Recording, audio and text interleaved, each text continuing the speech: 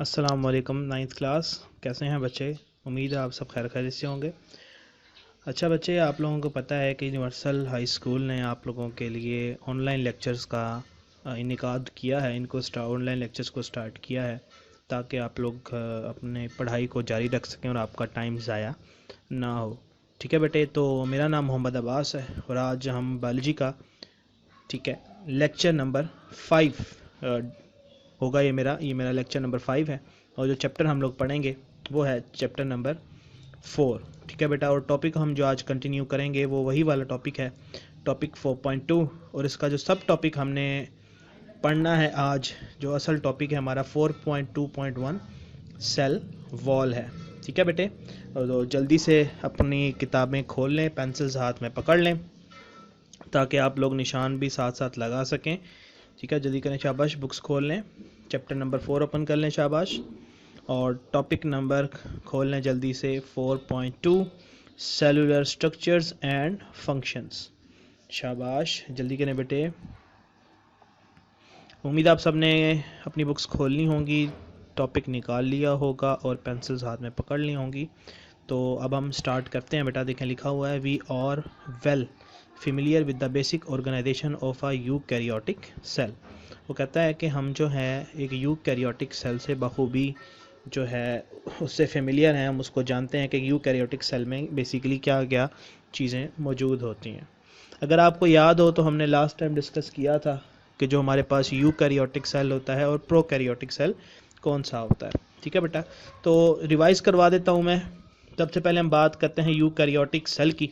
बेटा, eukaryotic cell ऐसा cell जिसके अंदर ट्रू न्यूक्लियस मौजूद हो, और ऐसा सेल जिसमें ट्रू न्यूक्लियस ना हो वो प्रोकैरियोटिक सेल होता है।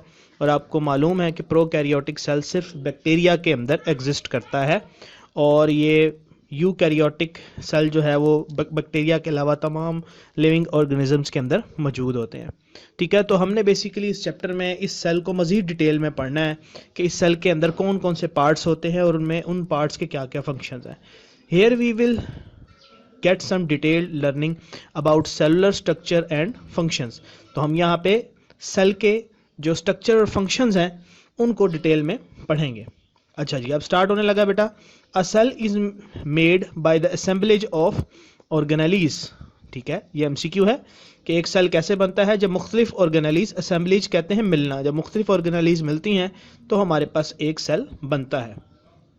There are some structures in the cell that are not organelles but are still very important for the cells। तो याद रखें, सिर्फ ऑर्गेनेलीज ही सेल नहीं बनाती बल्कि ऑर्गेनेलीज के अलावा कुछ ऐसे स्ट्रक्चर्स भी मौजूद होते हैं सेल में जो कि ऑर्गेनेलीज नहीं होते।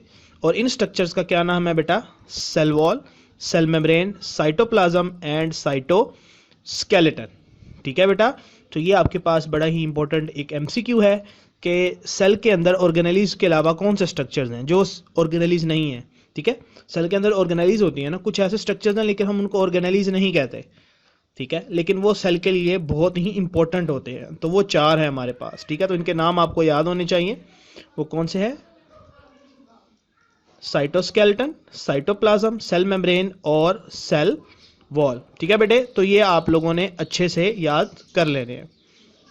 उसके बाद नेक्स्ट आ जाए, जो हमारा आज का मेन टॉपिक है वो है टॉपिक 4.2.1 सेल वॉल को हमने डिस्कस करना है। ठीक है, कि सेल वॉल क्या होती है।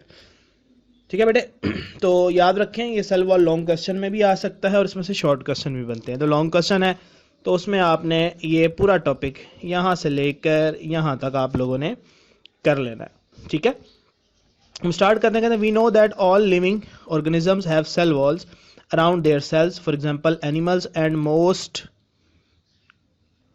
Animal like protist. कहता है हम ये जानते हैं कि तमाम लिविंग ऑर्गेनिज्म में सेल वॉल नहीं होती। अब वो कौन कौन से ऑर्गेनिज्म हैं? वो एनिमल्स होते हैं और बहुत सारे ऐसे एनिमल्स जो कि प्रोटिस्ट से मिलते जुलते हैं।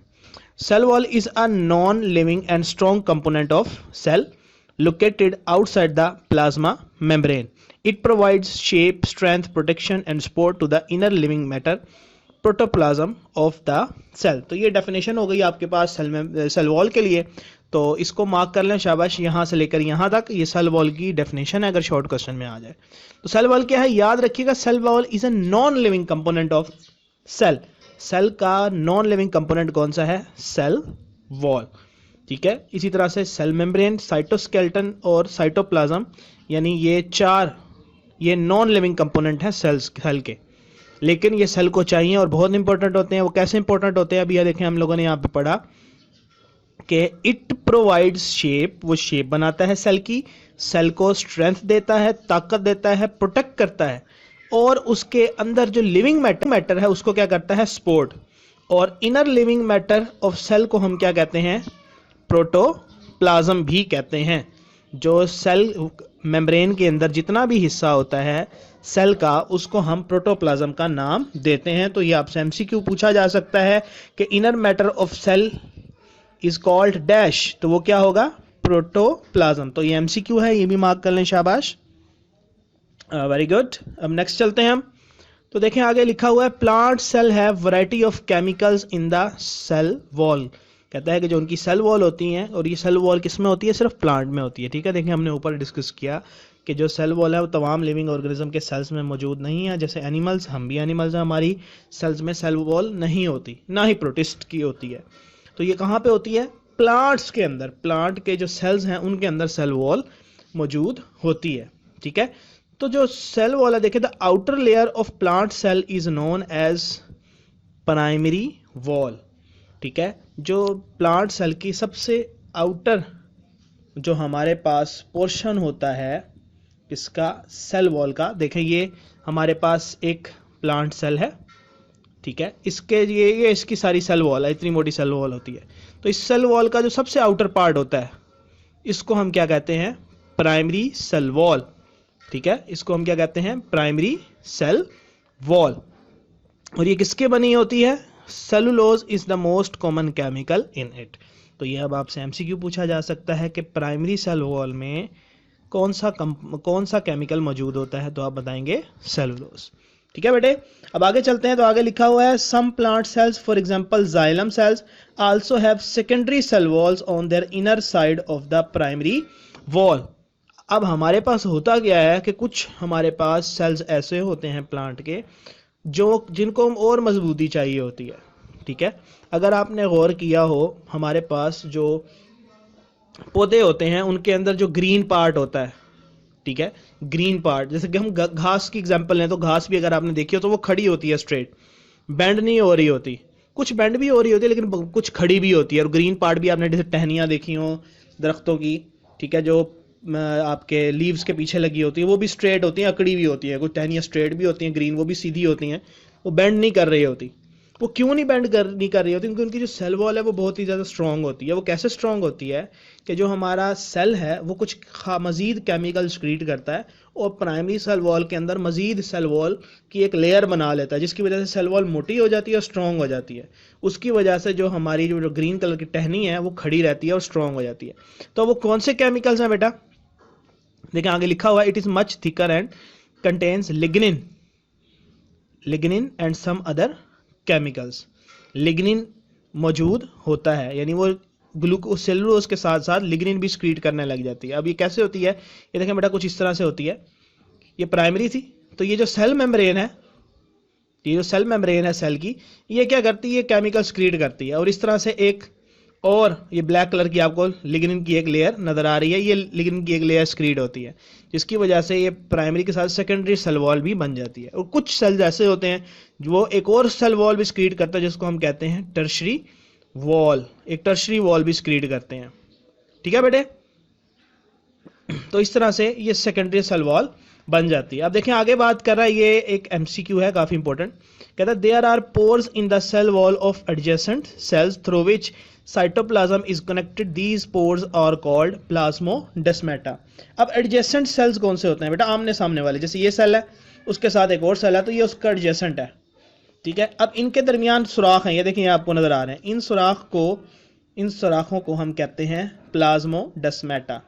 तो ये एमसीक्यू और शॉर्ट क्वेश्चन में पूछा जाता है कि व्हाट आर प्लाज्मोडेस्माटा, तो वो क्या है, pores present between the adjacent sales, adjacent sales हैं, आमने सामने सेल्स हैं, उनके दरमियान जो सुराख हैं उनको हम कहते हैं प्लाज्मोडेस्माटा।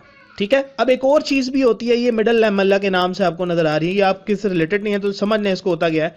अब जो सेल्स है ना, इन सेल्स के दरमियान एक मजीद एक ब्रीक सी एक लेयर मौजूद होती है, उसको मिडल लैमेला कहते हैं। वो बेसिकली क्या होता है, वो इसलिए मौजूद होती है ताकि जो सेल्स हैं आपस में टकराएं ना, ठीक है, और इनके दरमियान फ्रिक्शन प्रोड्यूस ना हो, तो इसलिए ये इनको शॉक एब्जॉर्बर का काम करती है।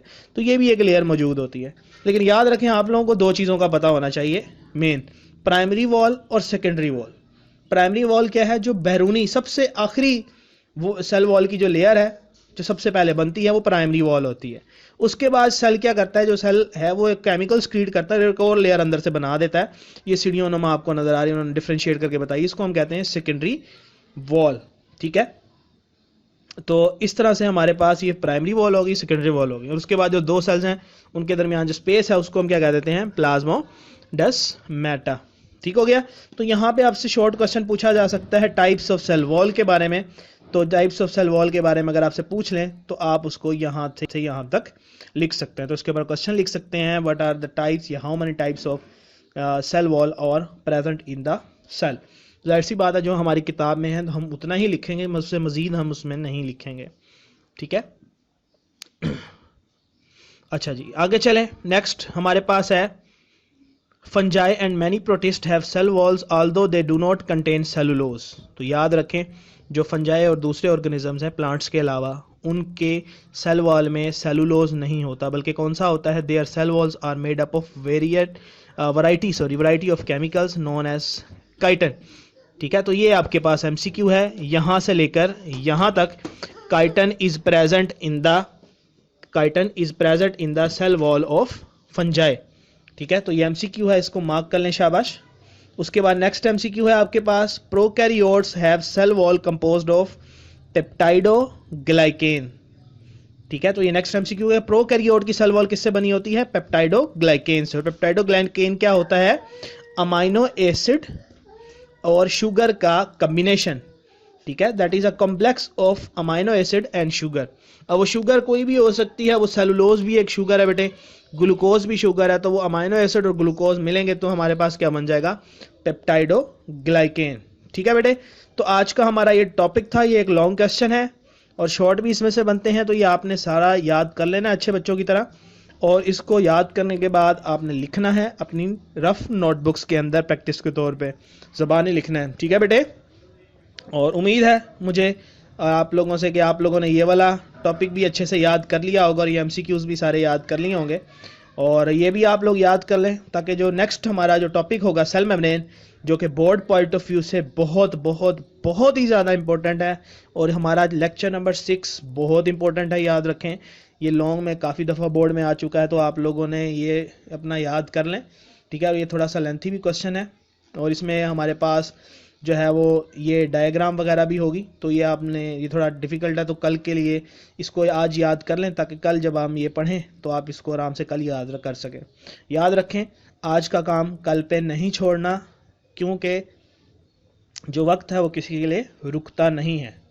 ठीक है, ये वक्त का पंछी है, इसने उड़ जाना है और हम कल करते रह जाएंगे। ठीक है, तो आज के लिए इतना ही बेटे, मज़ीद हम जो है नेक्स्ट लेक्चर में इंशाल्लाह करेंगे। तो बेस्ट ऑफ लक, अल्लाह हाफिज़, अपना ख्याल रखिएगा बेटे।